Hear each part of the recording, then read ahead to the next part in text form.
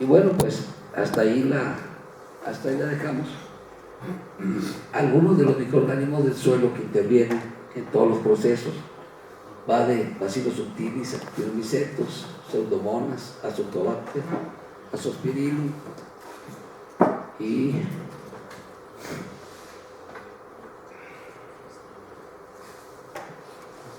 Rhizodium. Recomendamos hacer cromatogramas que vean esos cromas. Dígame.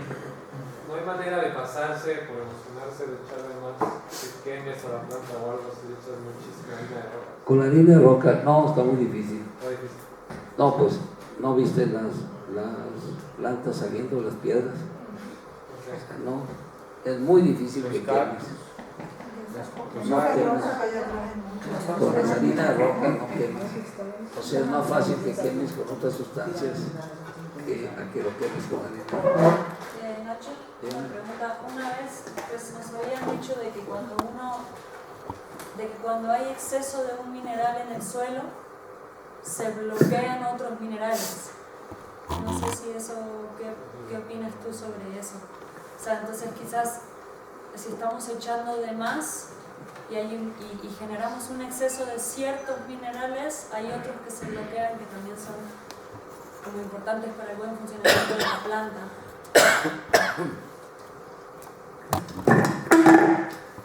Ahí tendríamos que ver cuáles son. Sí. Como en mi caso, que tengo exceso de carbonato de calcio, si me incorporo la harina de roca con más calcio, no iré a tener problemas. El problema ahí es la fuente de calcio. O sea, no es ahí. El problema no es el calcio, el problema es cómo está el calcio. Si está como carbonato, necesitas romper los carbonatos para que se libere ese calcio. Entonces tú tienes que meter más fermentos, cosas más ácidas, más acidolácticas para que rompan esos carbonatos y el calcio se libere. Entonces, no es... ¿Esto lo debo hacer antes de meter la harina de roca? Pues bueno, es que hemos recomendado en todos estos 3 días la armonización de, por ejemplo, compostas mineralizadas y bien activadas biológicamente. Esa actividad biológica va a mover carbonatos también. Pero entonces, y para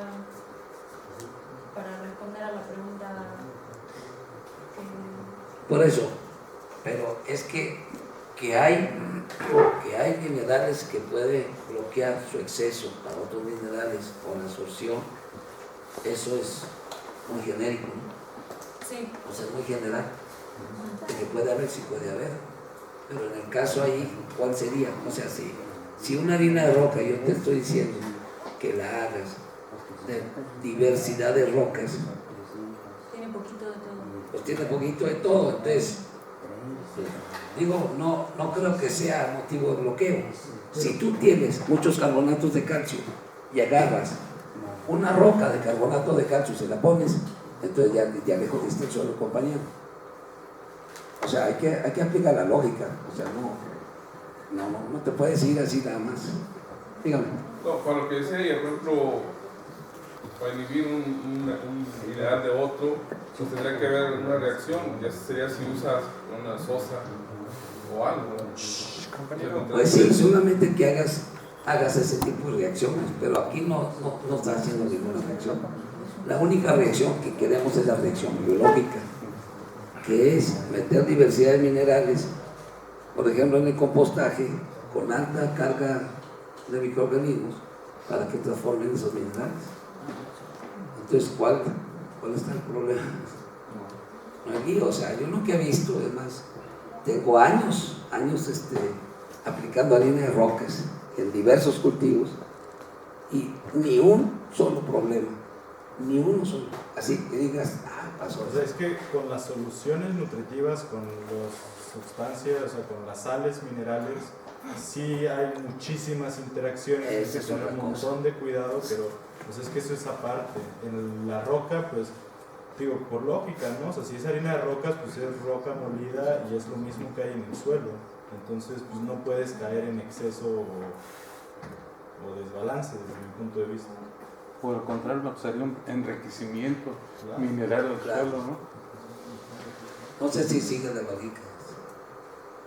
Sí te queda claro. Sí, sí.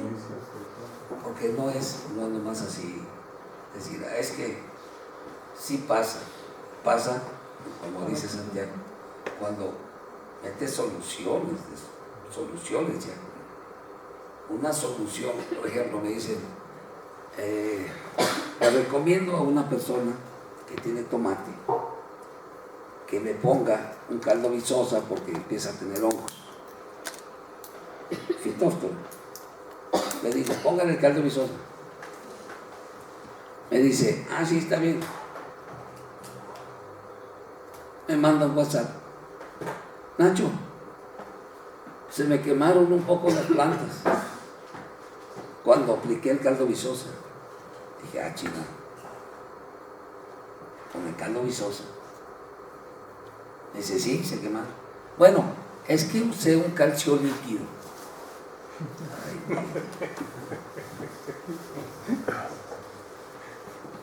¿Cuál es la forma líquida del calcio?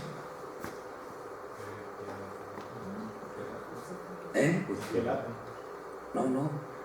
O sea, para que lo hagas líquido, tienes que hacer un cloruro de calcio. O sea, ni el hidróxido de calcio. Bueno, hidróxido de calcio también puede ser líquido, pero acuérdate que es la cal de construcción el hidróxido. El cloruro de calcio sí es líquido. Entonces, si a mí altamente soluble, si a mí me dice que metió cloruro de calcio en un caldo visosa, pues con razón le partiste la madre a tu cultivo. La receta nunca dijo que le metas cloruro de calcio. Dice claramente 500 gramos de cal. Sí. Entonces, por favor, échense un vistazo a la química. Porque entonces esas cagadas nos las anotan a nosotros. Y yo le estoy diciendo a la gente que no es por ahí. O sea, y eso, pues, claro que a uno le hace ruido. Porque entonces ahora tengo que ir, después de este taller, tengo que ir a ver ese cultivo y a ver cómo componemos esa madre. ¿Sí? Pues sí. Pero es que esa es la bronca, pues. Entonces, ya le digo yo a la gente, le digo, compañero, por favor, no me haga esas cosas. Si yo le estoy recomendando algo, hágalo así. Y si tiene dudas, pregunte, pero no me cambie ingredientes, porque entonces empieza el relajo. Es que dice calcio. Bueno, pues échele. O sea, no es lo mismo, pues. No es lo mismo cal o cal apagada o cal viva que un cloruro de calcio. Ahí lo que le quemó no fue el calcio, fue el cloro. La reacción del cloro. Y luego mételo con cobre, mételo con zinc. Pues, reventó la pobre planta. Es ingeniero agrónomo. ¿Es ingeniero? Sí, no voy a decir después. Se enojaron de Chapino. Ya lo dijiste. No te creas. Perdón, regresando al tema anterior, en un terreno donde se va a empezar al aire libre el terreno, no tiene árboles, ¿cuál sería la base para empezar a meterle harina de roca? Nunca se le ha metido harina. A ver, otra vez la pregunta. Sí. Voy a empezar con un terreno nuevo, totalmente virgen, nunca se le ha metido harina de roca. para iniciar, para incorporar la harina de roca, ¿cuál sería la base? ¿1 tonelada, 2, 3? ¿Pero qué vas a sembrar? Tengo pensado meter ahí cítricos. Bueno, entonces, no, más que nada, una composta mineralizada y bien activada biológicamente. Yo no le vería más bronca, digamos,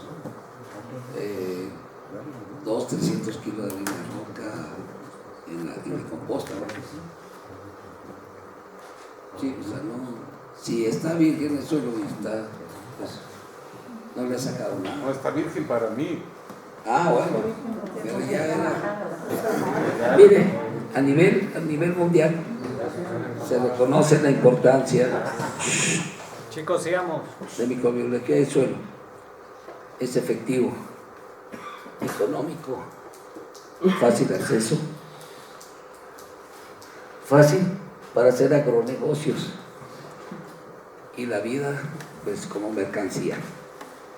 En 2011 tuvimos la oportunidad de estar en una conferencia mundial en China sobre rizobacterias promotoras de crecimiento vegetal. Ahí en China pues hubo varias cosas ahí. Fui ahí con un primo y otros 2 amigos de Jalisco, de la universidad. Ese es mi primo, más o menos el mismo molde. Y estábamos, pero fíjese cómo son las cosas. Ahí empezaron a sacar, claro que eso no nos dieron ninguna diapositiva, nada, o sea, no nos dan. En las memorias son ya resúmenes de las conferencias que mandaron previamente, es lo que te dieron, pero nada que diapositivas, nada, o sea, no comparten ni nada. Pero pues eso fueron fotos que yo fui sacando ahí medias chafas. Allí en esa composición, Bacillus es un buen recurso, existe donde sea, fácil de guardar, forma endosporas, múltiples mecanismos, bajo costo, amigable con el medio ambiente. Sí, qué chido.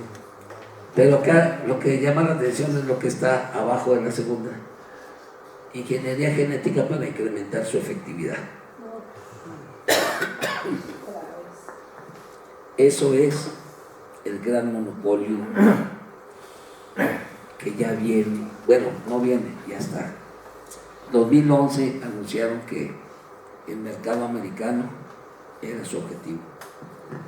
Pues ya entraron, en 2013 hicieron la siguiente conferencia en, ¿dónde creen? En Medellín, Colombia. Y en 2016, 2015, 2016 empezó a entrar todo este sistema de rizobacterias vía Argentina. Ahí están diferentes cepas, diferentes números de cepas. Vean, el Bacillus subtilis, ¿con cuántas cepas está?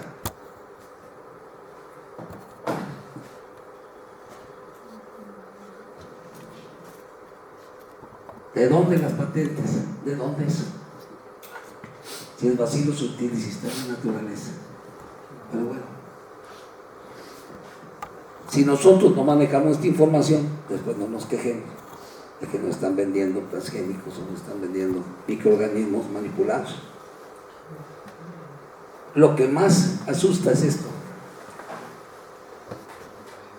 biofertilizantes microbiales, provisionalmente registrados 642 productos, totalmente registrados 556 productos, biopesticidas microbiales 45 productos. Es información a julio de 2011. Más de 1000, casi 1200 productos. Ya. Entonces, y nosotros aquí todavía estamos pensando a ver si hacemos microorganismos de montaña. Estamos pensando, a ver si hacemos los fermentos. Es que no he comprado el tanque. No encuentro melaza. La otra vez me llegó un amigo que no encontraba melaza. Le digo, ¿se te pone difícil la melaza? Sí, bien difícil. Oye, la faena la encuentras? Ah, sí, rápido voy a la tienda. Cabrón, pues así como puedes encontrar la faena, puedes encontrar otras cosas, ve a buscar la pinche melaza. Si no, ve por piloncillo, ve por otra cosa, carajo. Pero si quieres cambiar, no te atores por eso. Sí. Pero pues es que eso,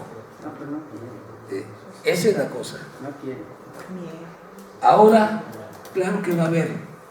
Le estaba mostrando yo a unos compañeros una serie, no fue una, fue una serie de mensajes. Hasta que ya les dije, no me manden más mensajes, por favor. De empresas que están ofreciendo que les distribuyan sus productos biológicos. Empresas chinas, empresas hindúes, empresas de Estados Unidos. He contabilizado más de 150 productos que están ofreciendo para vender. La misma mierda, pues. Entonces yo digo, bueno, ¿de qué se trata? ¿De vender productos o de nosotros tener el conocimiento para nosotros avanzar? Sí. Pero ahí es donde está el atorón. Sí. Entonces, pues yo les digo aguas, porque ya están aquí. Ya empezaron aquí en México, ya mucho producto en México de esta naturaleza. Y bueno, pues ahí está. Ahí va a tener la decisión usted. El problema es que se puede venir, es que puedan ellos pues, de alguna manera registrar, con su marca, registrar estos productos y que al rato no nos vayan a dejar o que nos vayan a poner trabas para hacer nosotros los mismos productos, aunque sea la fórmula un poco distinta. El detalle está en que ellos están registrando. Están registrando los productos y están haciendo marcaje genético para que tú no puedas tomar de esos productos y hacer tu reproducción. Si haces la reproducción con ellos, sale el ADN de ellos y te empiezan a joder con eso. Pues bueno, con una buena noticia, muy buena. Hay un planeta sustituto, se llama Kepler. Está a 40 años luz, 40.000 años luz de aquí de nuestra galaxia. Así que pues bueno, ya hay unos cuantos días más de camino. Hay para que dicen que ya se quieren ir los políticos y no se quieren ir, bueno, pues y miren aquí está lo que viene siendo la farsa,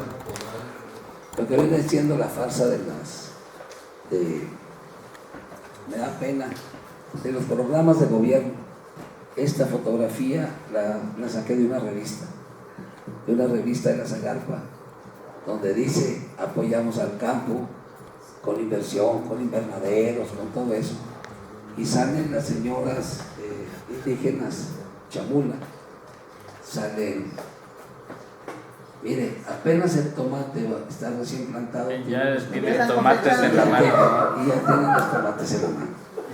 O sea, qué cosa.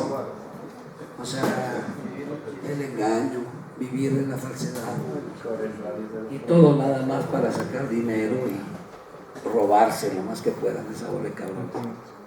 Yo creo que si la propuesta es cambiar, hay que cambiar. Entonces, yo ahorita les voy a pasar lo que es el documental de la vida en el suelo y agradezco mucho la paciencia que me han tenido, porque pues bueno, no, yo sé que no, a lo mejor algunos ya ni escuchaban o se duermen de este gangoso, ¿verdad? Pero bueno, gracias de todas maneras y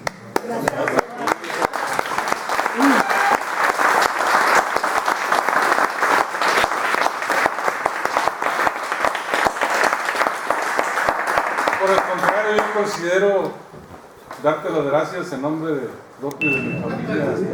El ojo, el órgano más valioso y perceptivo para los sentidos.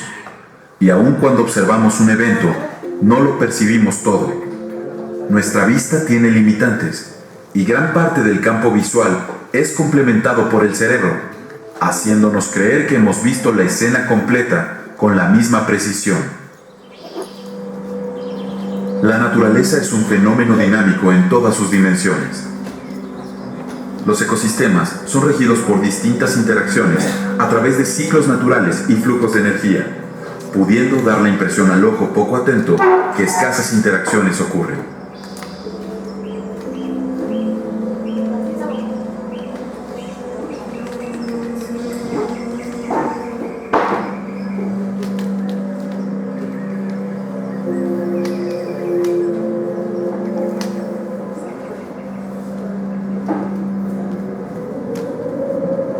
La dinámica costera pudiera dar la misma impresión. Esta ilusión se construye ya que la complejidad del sistema fácilmente excede las capacidades perceptivas de nuestros ojos y se vuelve necesario clavar la vista por más tiempo que un simple parpadeo. Se trata del ecosistema más versátil del planeta.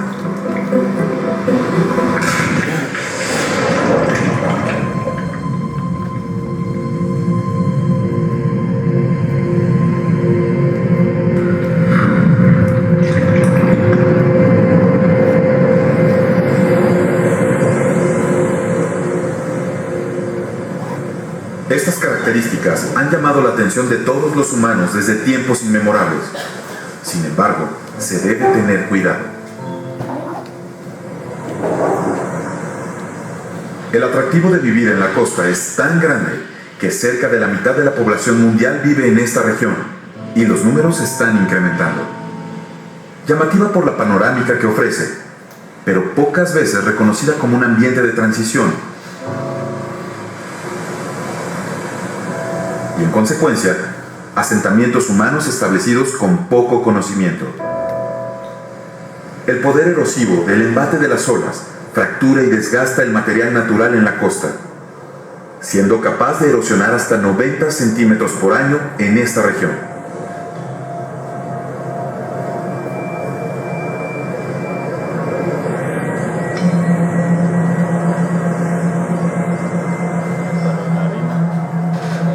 Las construcciones humanas fácilmente se ven en peligro en poco tiempo.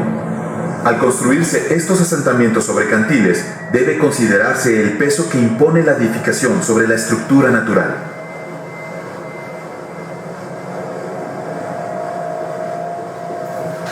Al construir estos asentamientos, gran parte de la vegetación en las terrazas de los cantiles es removida, desprotegiendo y desestabilizando la estructura.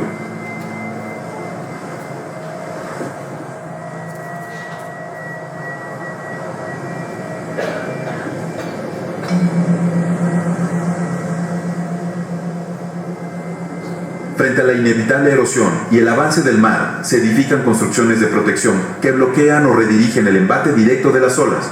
Sin embargo, estas edificaciones no presentan una solución. Al impedir que se den procesos erosivos de forma natural, la dinámica costera se altera, afectando gravemente la morfología de las playas e, irónicamente, causando mayor erosión en otras áreas del cantil. Podemos pensar que al fortalecer la base del cantil, las edificaciones humanas contrarrestarán su impacto, pero la realidad es otra. Los escurrimientos pluviales y fuertes vientos fácilmente pueden erosionar la parte superior, poniendo rápidamente en peligro la integridad de las personas. Y esos no son los únicos peligros que corren. Debemos considerar al hombre como un elemento dentro de la biodiversidad. El humano no es tan solo un espectador, y al poner su vida en peligro, fallamos en elaborar un desarrollo sustentable. Conforme la marea cambia durante el día, algunas partes de la playa quedan expuestas y la radiación solar evapora la humedad restante, propiciando que las partículas de arena se muevan y apilen comúnmente formando dunas de arena. Los cambios en la morfología de la costa que contribuyen a la formación y estabilización de una playa se deben a perturbaciones causadas por distintos procesos costeros.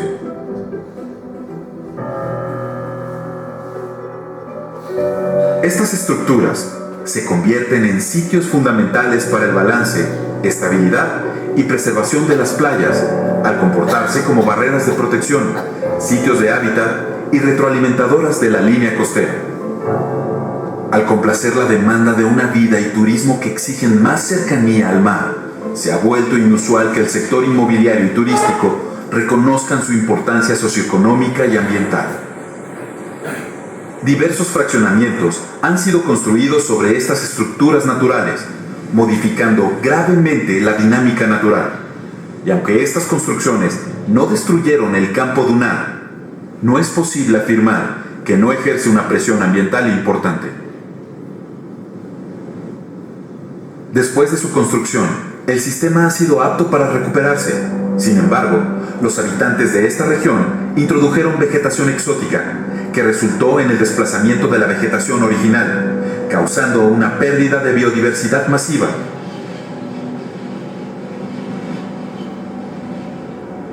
Y hasta hoy, continúan los esfuerzos por recuperarla.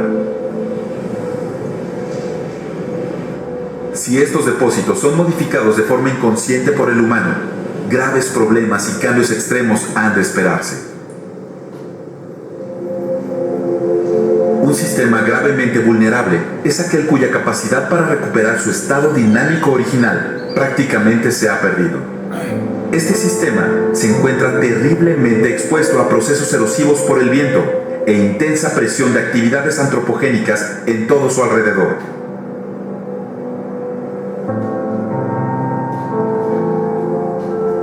La protección proporcionada por las dunas es prácticamente nula debido a sus pobres condiciones. Este pequeño humedal es el único restante en la zona, siendo de gran importancia para la mitigación de inundaciones, sustento importante para especies migratorias y locales, y alimentación de mantos acuíferos que sustentan a la ciudad. Las autoridades han fallado en reconocer su importancia, aplazando durante años su protección. Actividades de pasatiempo y de alto impacto han exigido que los expertos lleven a cabo procesos de negociación en los que se han acordado explotar económica y ambientalmente una locación, al tiempo que se pacta preservar otro lugar pristino bajo el reconocimiento de la importancia de sus servicios ecosistémicos y ambientales.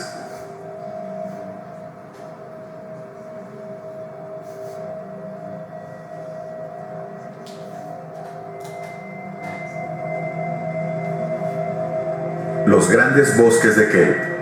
Ecosistemas complejos que sostienen una variedad importante de redes tróficas y hábitats para cientos de especies. Dominados por algas gigantes que pueden crecer 60 centímetros al día hasta alcanzar una altura de 30 metros, se convierten en proveedores de refugio y alimento. Crecen en corredores de temperaturas bajas con buena visibilidad submarina y zonas con una alta concentración de nutrientes.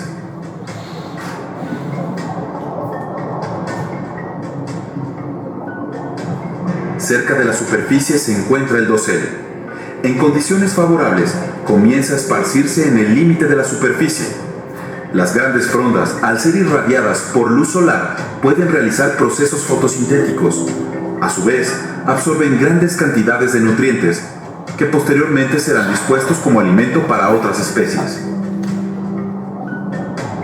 El cuerpo altamente flexible de las algas permite que el continuo flujo de agua recicle y redistribuya los nutrientes disponibles. En estas profundidades se encuentran los depredadores más grandes y especies de kelp de menor tamaño. Pueden encontrarse grandes cardúmenes y mamíferos que buscan alimento.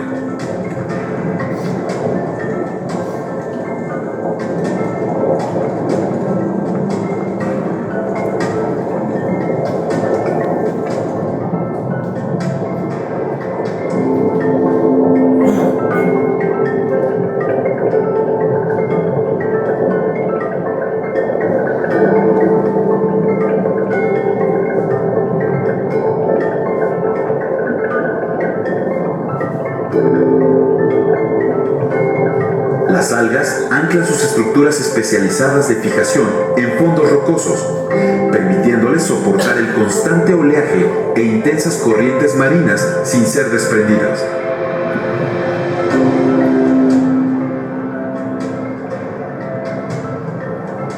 Al ser tan complejos estructuralmente, presentan al ojo las versiones más bellas y claras de la evolución y adaptación de las especies animales y vegetales en el mundo marino.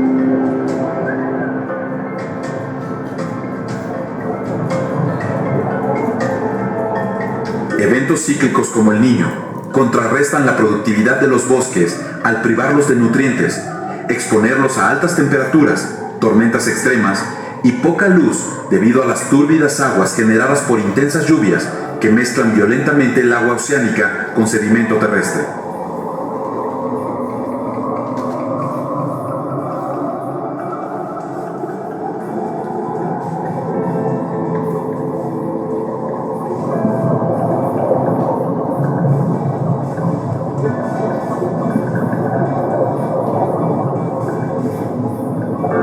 Cuando estas condiciones extremas disminuyen, el ecosistema comienza a recuperarse lentamente si el humano lo permite.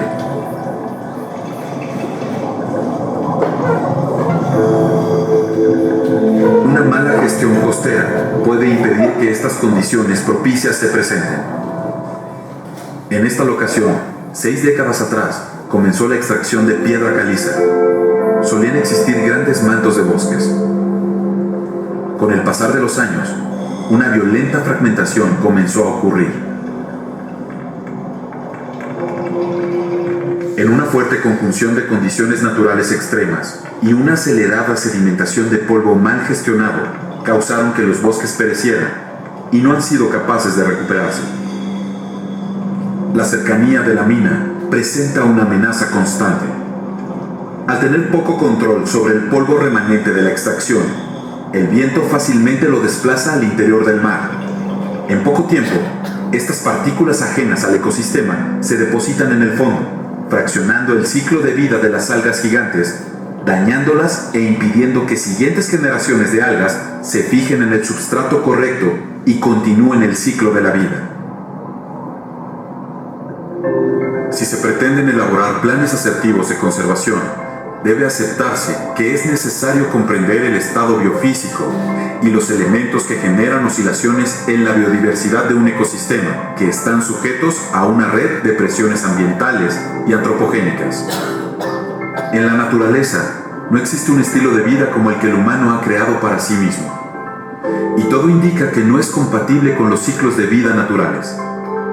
Debemos apartarnos de cualquier argumento simplista y poco fundamentado que quiera engañarnos para evitar vivir en peligro constante. Debemos reconocer la dimensión del problema y responder con la gran capacidad que tiene la humanidad. Nuestra lucidez no solo debe fundarse en coherencia, también en consistencia. Solo así, nosotros mismos redefiniremos el concepto y el modo de crecer en nuestras sociedades. Negar radicalmente actividades recreativas y mineras sería un error. Debemos aprender las mejores prácticas. Podemos extraer valiosos recursos de la tierra siempre que actuemos con instrucciones sustentables que nos permitan vivir al tiempo que respetemos los límites que la naturaleza nos muestra. Ser capaces de distinguir las consecuencias de nuestros actos y dilucidar el estado crítico que hemos propiciado no debe ser jamás una razón para desalentarse. Debe convertirse en una razón para trascender al siguiente nivel de creatividad.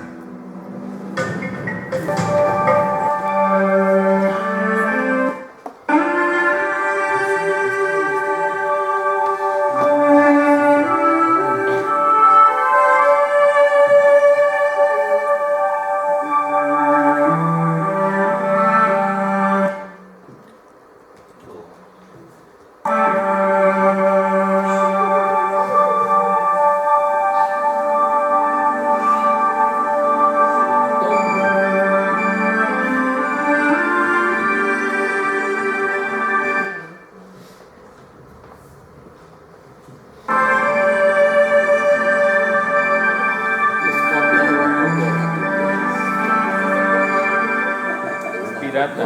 Es pirata. De una copia que había sido copia de Que fue copiada en el cine. fue copiada de otra copia de otra copia. Orígenes en el mar y se instaló en la superficie de la Tierra.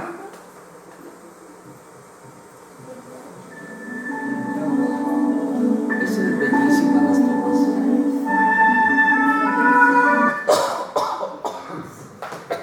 Fuerza para desarrollar vegetales.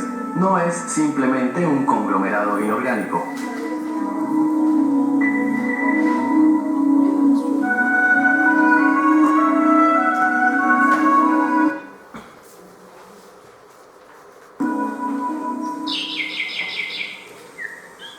Le llevó un largo tiempo al suelo poder adquirir las condiciones que actualmente posee. Este es el producto del desgaste de rocas por la erosión químicas y de la interacción de raíces de vegetales, de animales y de microorganismos. Los primeros habitantes de las rocas fueron los líquenes, así también como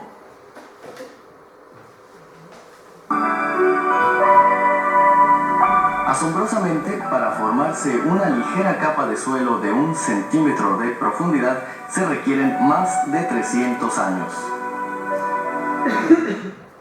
Nomás tantito.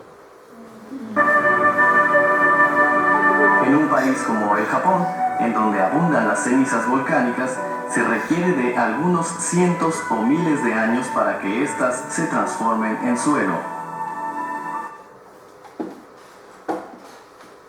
El agua circula a través de la atmósfera y la Tierra.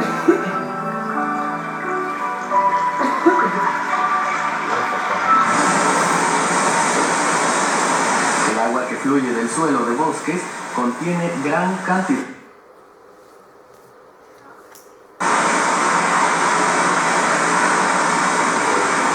Este agua con nutrientes irriga arrozales y campos.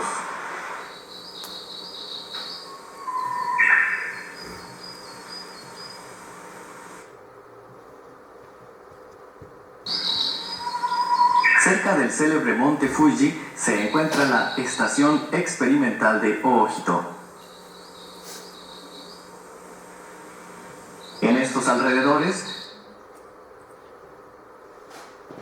con los brotes y los azahares de cerezos silvestres en plena floración.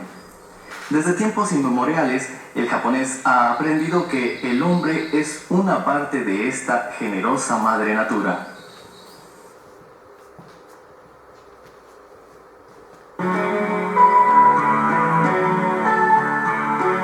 Con paciencia y esperanza, jóvenes campesinos forman los suelos teniendo como base principal a la naturaleza. 10 años atrás, lugar agreste y cubierto de bosque.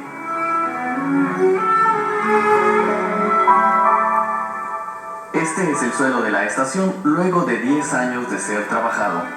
Este suelo, Con mucho esfuerzo, ¿no? muestreando el suelo con una varilla, se demuestra que el suelo blando ahora alcanza cerca de 1 metro de profundidad. Este es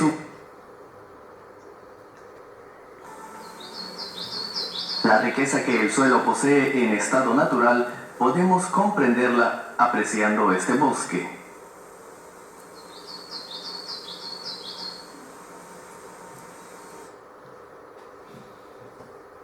El suelo forestal es muy suave por su alto contenido de espacios porosos. Las hojas caídas y las pequeñas ramas al poco tiempo retornan a la naturaleza, formando parte del suelo.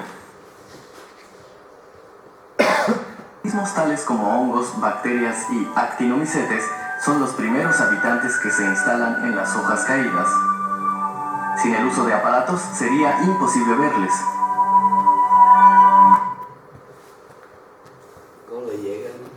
En que un hongo se acerca e invade los tejidos de las hojas.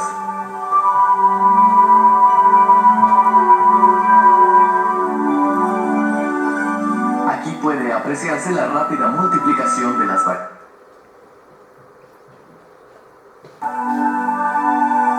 las cuales son gradualmente descompuestas por estas. Esta es la vida en el suelo debajo de las hojas caídas.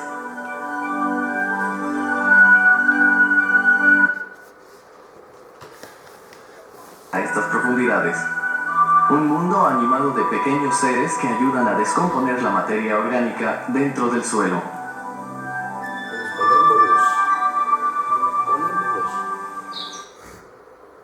Están los colémbolos. Los jóvenes agricultores aplican numerosas variedades de materiales orgánicos para crear un suelo lo más natural posible.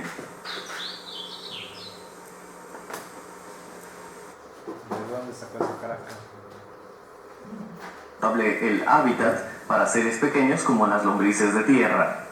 En Japón siempre se ha dicho que las lombrices desmenuzan y labran el suelo.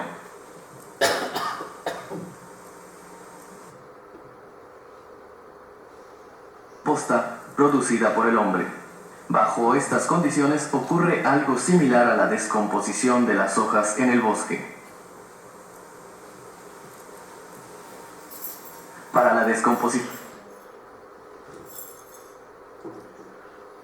y de pequeños insectos tales como estos diminutos ácaros. Estos microorganismos son observados durante el proceso de composta. Este es un microorganismo filamentoso perteneciente a la familia de los hongos. Esto es una espora de hongo. Los actinomicetes pasan a posición microbiana. En la etapa final, la materia orgánica se transforma en una sustancia llamada humus, que pasa a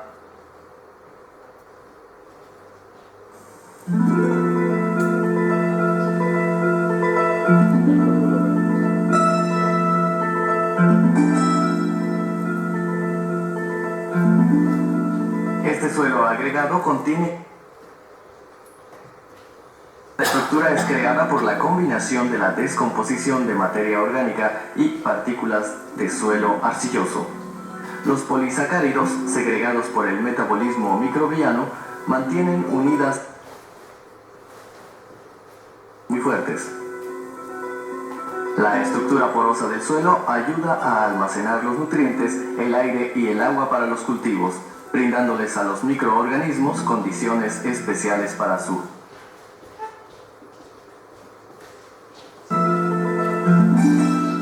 El suelo contiene abundancia de organismos que atraen continuamente a una variedad de microorganismos, los cuales se alimentan de ellos. Las bacterias y otros microorganismos. El suelo está lleno de vida. Este es un ejemplo de suelo no desarrollado de la estación de Ojito 10 años atrás. Este es el suelo en la actualidad. Se aprecia una considerable mejora física, donde se han formado muchos pequeños poros como resultado de la transformación de la estructura del mismo.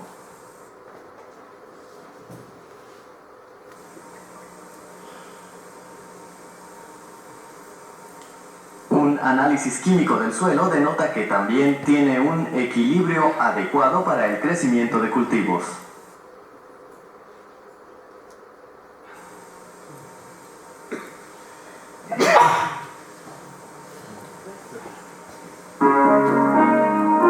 También en el campo, con la utilización de plantas de varios tipos, puede lograrse.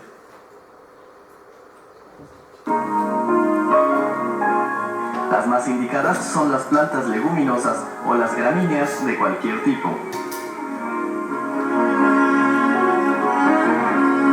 Estos son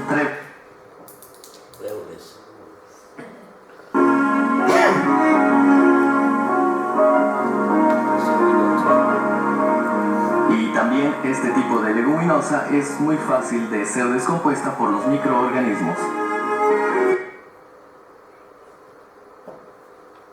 Poseen en su raíz una bacteria que desarrolla nódulos en las mismas. Estas bacterias fijan nitrógeno del aire y después este nitrógeno fijado se torna aprovechable para las plantas. Por una bacteria llamada Rhizobium. Esta es una bacteria llamada Mycorrhiza PA, que vive en simbiosis con la raíz. Recibe nutrientes de la planta y es requerido por ella. El fósforo tomado por la bacteria está teñido de rojo en esta fotografía. Esta planta leguminosa es introducida al suelo para mejorar la...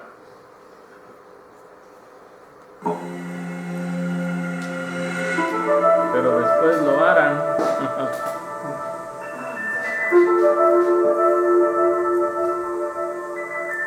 La raíz en su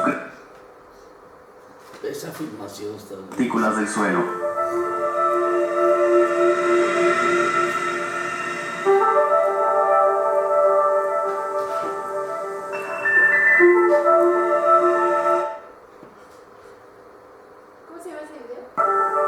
Incontables pelos radiculares comienzan a crecer a los lados de la raíz.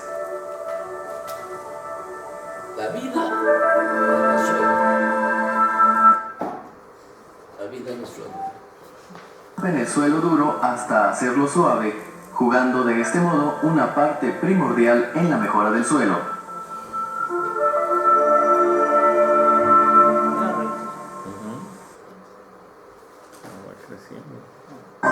Penetramos al mundo de una raíz y vemos su crecimiento. Podemos apreciar el crecimiento lateral de los pelos radiculares.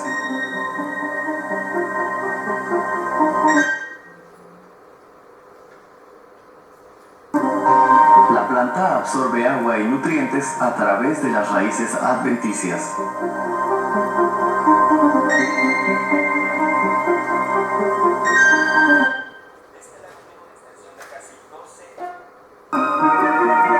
¿Qué es lo que está sucediendo ahora alrededor de la raíz?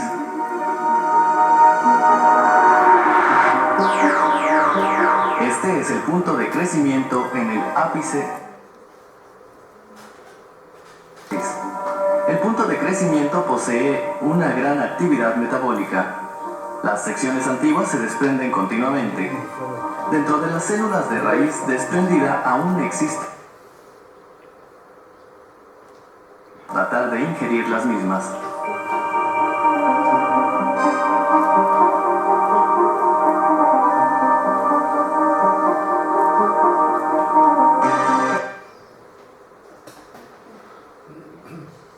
Los nutrientes fluyen hacia arriba a lo largo de toda la raíz.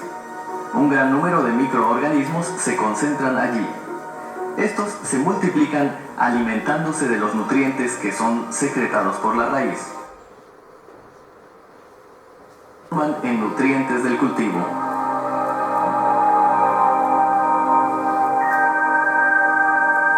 Estas son bacterias alrededor de la raíz.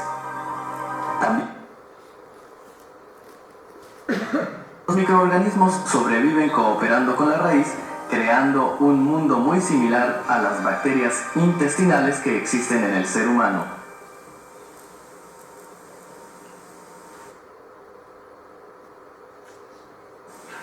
Ahora realizaremos una observación microscópica de microorganismos en el suelo. Estos se disputan entre sí los nutrientes.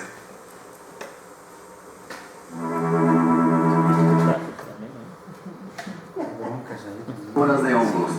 Ellos mismos se alargan extendiendo sus filamentos desde las esporas. ¿Cuál de ellos resultará el triunfador?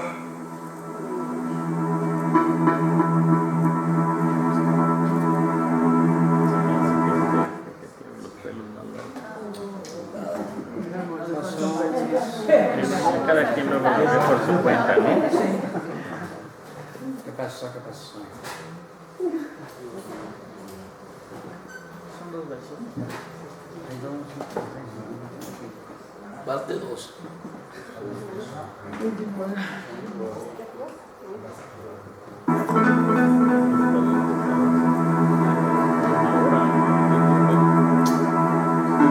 Una mirada más detenida a su contienda nos ayuda a observar que ellos detienen el crecimiento de sus filamentos repentinamente al llegar ambos a un punto determinado.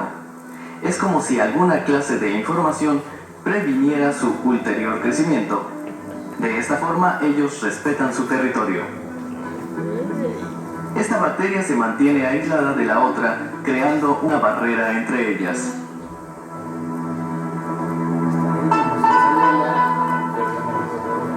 El grueso es un tipo de hongo patógeno y el delgado es también un tipo de hongo denominado tricoderma. El delgado se enrosca alrededor del grueso. Los hongos más gruesos comienzan a sucumbir. Esto también refleja claramente un tipo de competencia microbiana. Muchas especies de nematodos en el suelo se alimentan de hongos y bacterias, mientras algunos hongos se comen a los nematodos. Este hongo ha preparado una trampa con su propio cuerpo. Un nematodo queda cautivo allí. Este es ahora alimento del hongo.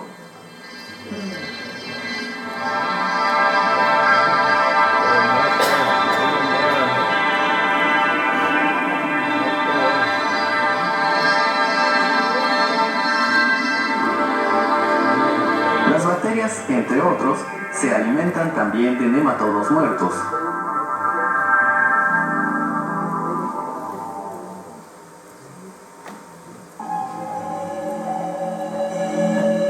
El número de bacterias se incrementa con una tremenda rapidez.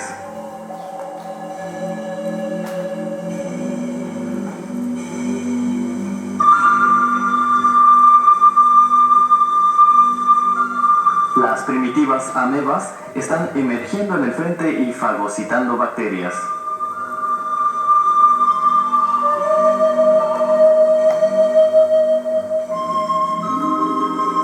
La ameba se aproxima cerca de sus víctimas envolviéndolas. Las bacterias que se observan como partículas negras son fagocitadas, pero no sucumben inmediatamente. Algunas de ellas continúan todavía moviéndose dentro del cuerpo de su depredador. ¿Tendrá esta ameba como objetivo a la materia orgánica coloreada de anaranjado? No, ella la atraviesa y ataca a un grupo de microorganismos.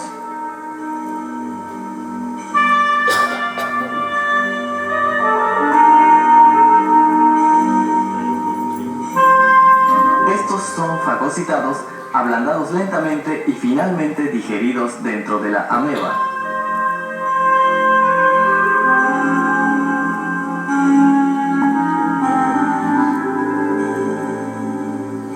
Pero también llega el momento en el que el cuerpo de la poderosa ameba se debilita.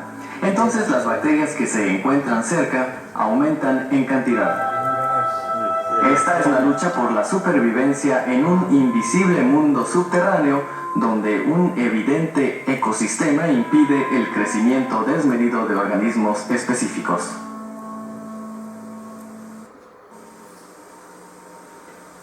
Este es un campo en el que sucesivamente se ha cultivado la misma especie de vegetales todos los años. Monocultivo. Grandes cantidades de fertilizantes químicos sintéticos y de pesticidas son utilizados en este campo. Con el tiempo se originan bacterias patógenas en el suelo como resultado de su desequilibrio. Estudiaremos a continuación la diferencia entre el suelo de este campo y uno sano. Se realiza para ello un cultivo en suspensión que consiste en dispersar tierra del suelo dentro del agua y realizar una comparación de los microorganismos que aparecen en este estudio. En el suelo saludable, con una cantidad adecuada de materia orgánica, pueden ser observadas varias colonias de microorganismos. Pero en el suelo enfermo podemos ver poca variedad de microorganismos. Aquí una especie de microorganismo se extiende sobre la superficie de una caja de Petri.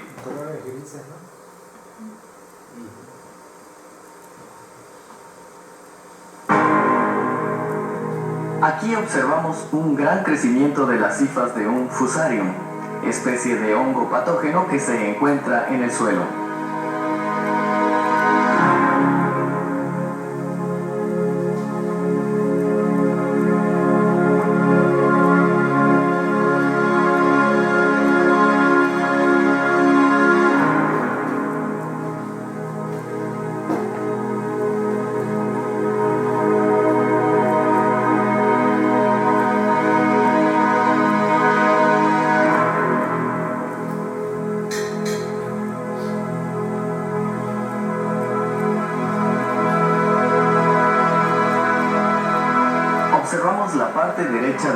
maíz de cultivo.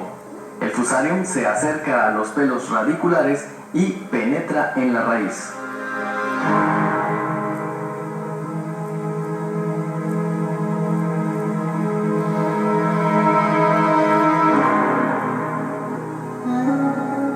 Atacada por fusariums, la debilitada raíz queda ahora a merced del ataque de otros microorganismos como bacterias y nematodos. Esto pone fin a la vida del cultivo.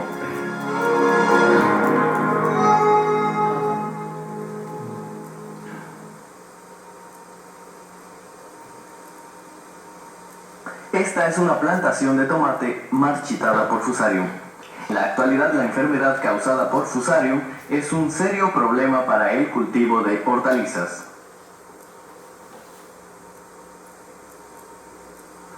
Este es un campo de cultivo de colchina afectado por la enfermedad de la nodulación de la raíz. Como el mismo cultivo fue realizado repetidamente y la densidad de bacterias patógenas ha aumentado, ya que tienen como preferencia esta especie cultivada. Durante el invierno, la asociación de hongos microscópicos hiberna en forma de esporas. Al año siguiente, las esporas que hibernaron se despiertan cuando se siembra nuevamente colchina, invadiendo el hongo inmediatamente sus raíces. Cuando no existían los agroquímicos, se habían ideado varias formas para prevenir las enfermedades en los cultivos. En algunos distritos de Japón, por ejemplo, los agricultores practican los cultivos mixtos plantando conjuntamente cebolla de primavera, melón y poroto.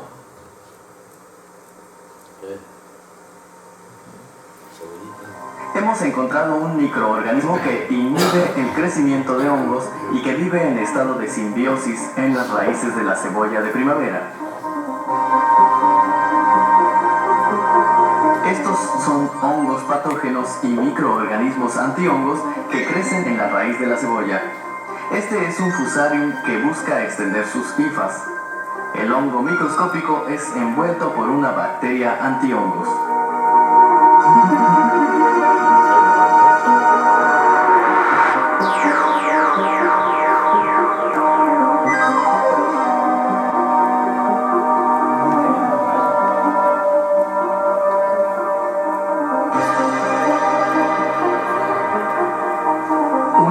Acumulación de estas bacterias envuelve a los hongos y detiene su crecimiento.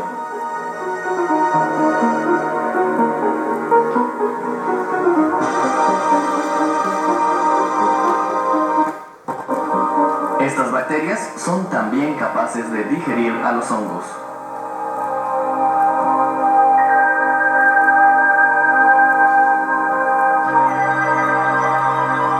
El cultivo mixto es una de las medidas de control biológico en el cual se utilizan microorganismos en fumigar el suelo.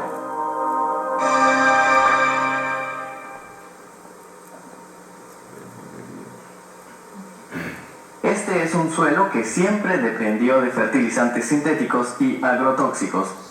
Como posee poca cantidad de materias orgánicas, fue erosionado fácilmente por la lluvia y el viento. Este suelo endurecido se transformó en un suelo con poca vida.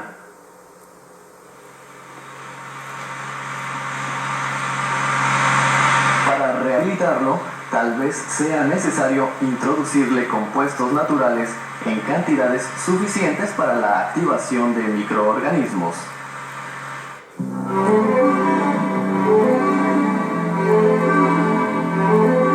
La estación de Ojito a comienzos del verano.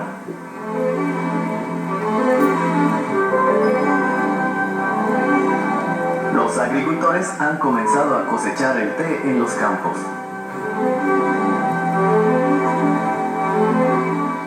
Con una adecuada cantidad de materia orgánica, el suelo se torna saludable, conteniendo un buen equilibrio de nutrientes esenciales, así como agua y aire en cantidades adecuadas para los cultivos.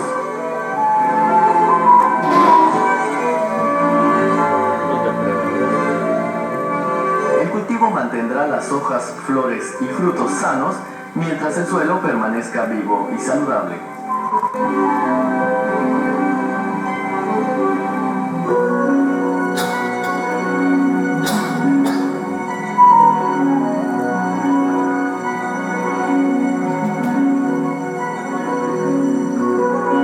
En un costado de la estación experimental podemos apreciar un lugar agradable para que los niños jueguen durante las vacaciones de verano.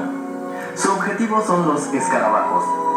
Debajo de los troncos para el cultivo de hongos shiitake, los escarabajos depositan sus huevos luego de que los hongos han sido recolectados. Además de los escarabajos, existen muchos otros animales macro y microscópicos bajo las camadas de troncos. La naturaleza está equipada con un sistema de recirculación, el cual regresa sus propios desechos al suelo con la ayuda de estos microorganismos. ¿Y qué podemos decir con respecto al hombre? Desde principios de la década del 50, el hombre ha estado produciendo muchas cosas no existentes dentro de la naturaleza. Estos materiales han sido arrojados luego de utilizados y el suelo se ha transformado en un basural.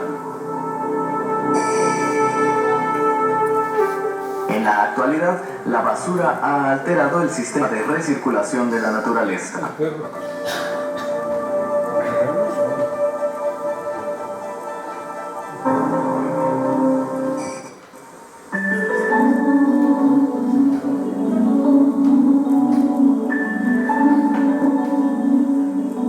Los cerezos en la estación de Ojito florecen nuevamente.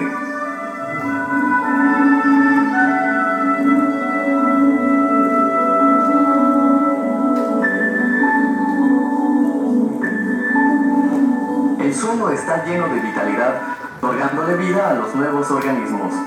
El suelo es el sostén de muchas criaturas en la naturaleza.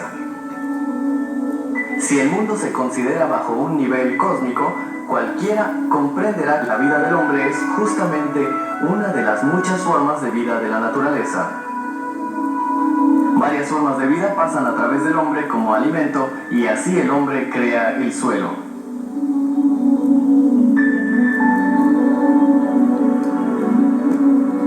Para crear condiciones naturales en un campo se requiere de misteriosos trabajos de la naturaleza, así como de la dedicación humana. Una vez que conocemos esta realidad, uno puede seguramente darse cuenta de cuán importante es promover la práctica de una agricultura sustentable que proteja el medio ambiente y produzca alimentos saludables.